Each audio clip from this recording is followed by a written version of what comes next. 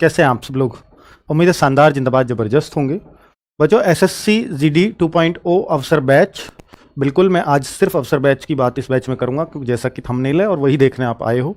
Team कौन सी है, time table क्या होगा, और मैं सैटरडे को टीम मीटिंग भी आपकी करवा दूंगा एक बार, कि कौन सा टीचर किस हिसाब से अपनी क्लासेस कंप्लीट करेंगे।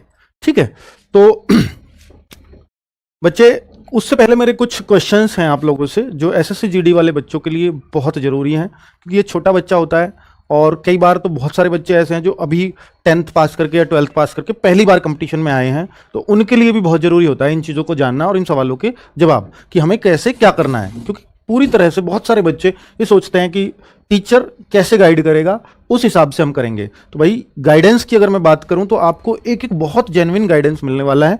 आप बिल्कुल सही जगह पे हैं एसएससी जीडी के लिए, इसमें आप कभी अपने ऊपर डाउट नहीं करिएगा। तो क्या सिलेबस समय से पूरा हो जाएगा? बच्चों, हम 16 सितंबर से क्लास शुरू कर रहे हैं इस बैच में, 16 सितंबर से शुरू हो जाएंगी। और आप ये देखिए, आपका जो एग्जाम है वो जनवरी और फरवरी में होना है। तो अभी हमारे पास अक्टूबर, नवंबर, दिसंबर पूरे और 15 दिन सितंबर के, तो 3.5 महीने हैं।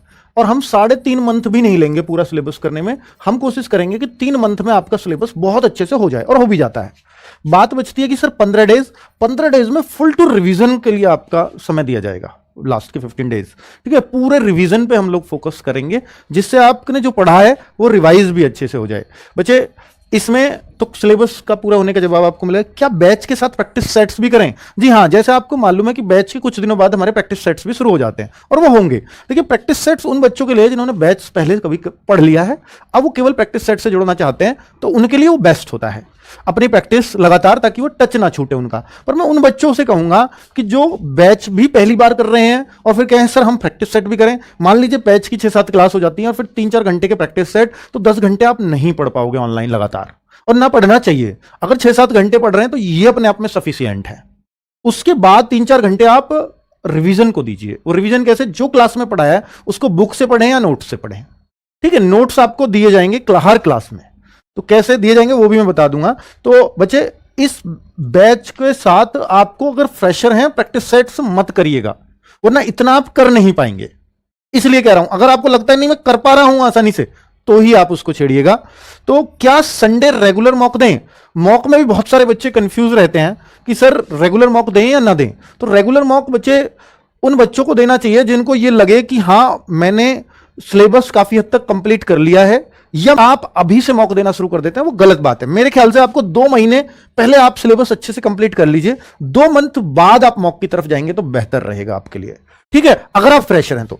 और अगर आप पुराने स्टूडेंट हैं, पहले भी कुछ पढ़ रखा है, तो फिर मॉक आप रेगुलर रख सकते हो। क्या बैच के अलग से, बैच के अलावा, बहुत सारे बच्चे कहते हैं सर इस बैच के अलावा कुछ और पढ़ने की तो जरूरत नहीं है, इस बैच की क्लासेस कंप्लीट कर लें क्या? बिल्कुल सही है। पर बच्चे, आपको मैं एक बात हमेशा कहता हूं कि जैसे मैथ्स और रीजनिंग जैसे सब्जेक्ट है ना, तो आपको देखिए, कई बार हमने मैथ्स सर बहुत बार पढ़ लिया, जब टीचर पढ़ाता है तो समझ में आ जाता है, लेकिन बाद में भूल जाते हैं। तो ये क्यों होती है समस्या? इसका सिर्फ एक ही तरीका है कि जब आपका टीचर मैथ्स पढ़ाता है ना आपको, तो उसके बाद आपको बुक से करने पर ही कॉन्फिडेंस आएगा। मैथ्स ऐसा सब्जेक्ट है, रीजनिंग ऐसा सब्जेक्ट है, इन दोनों सब्जेक्ट्स में ना प्रैक्टिस की जरूरत होती है बच्चों। तो इसके साथ आपको, मैथ्स के साथ विशेषकर मैं कह रहा हूं कि आपको साथ में बुक से जरूर करना चाहिए। बुक आपको वो कॉन्फिडेंस देती है कि जो टीचर ने सवाल छुआ नहीं, चाहे वो ऐसा ही था, पर बुक वाला हमने कर लिया, तो एक कॉन्फिडेंस आपके मन में पैदा होगा। और उसके जैसे अगर साइड बाय साइड कुछ और सवाल हो जाएंगे, तो जो मैथ्स का कॉन्फिडेंस आएगा ना, वो बुक करने से आएगा हमेशा। केवल क्लास के क्वेश्चन करने से या क्लास करने से कॉन्फिडेंस मैथ्स में कभी नहीं आ पाएगा। ठीक है, तो ये अब बुक कौन सी करें, तो मैंने आपको बता दिया, एसएससी जीडी का ही अगर आपको एग्जाम देना और यही निकालना है, तो एसएससी जीडी के लिए मैथ्स की बुक अपनी सफिशिएंट है, मोर देन सफिशिएंट है। ठीक है, उसमें सब कुछ है जो आपके लिए आ सकता है। क्या खुद के नोट्स बनाएं? बहुत सारे बच्चे क्लास में पूछते हैं सर हम अपने नोट्स बनाएं या हम नोट्स से पढ़ें। बच्चे, जब नोट्स तो हम आपको प्रोवाइड कराएंगे, चाहे आप बनाओ या मत बनाओ, हर क्लास के नोट्स आपको दिए जाएंगे। बट आप खुद के बनाएं या ना बनाएं, इसमें अगर आप कंफर्टेबल हैं कि सर मेरा बहुत समय नहीं जा रहा है, मैं क्लास के साथ ही तैयार कर ले रहा हूं और तैयार करते करते ही मुझे याद हो जा रहा है, तो आप नोट्स बनाओ।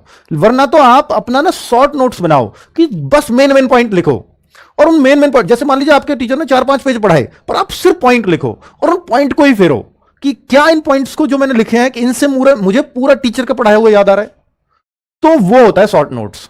और अगर आप ये सोचते हो कि नहीं सर मुझे तो फिर टीचर का पढ़ाया हुआ याद नहीं आ पा रहा है, तो फिर वहां पर आप देखो कि आपने शॉर्ट नोट्स जो बनाए और आपको जो नोट्स हमने प्रोवाइड करवाए हैं, टीचर ने जो सब कुछ डिट्टो पढ़ाया होगा वो हम आपको नोट्स प्रोवाइड कराएंगे, हर क्लास की पीडीएफ उस क्लास के आगे ही लगी होगी एप्लीकेशन में।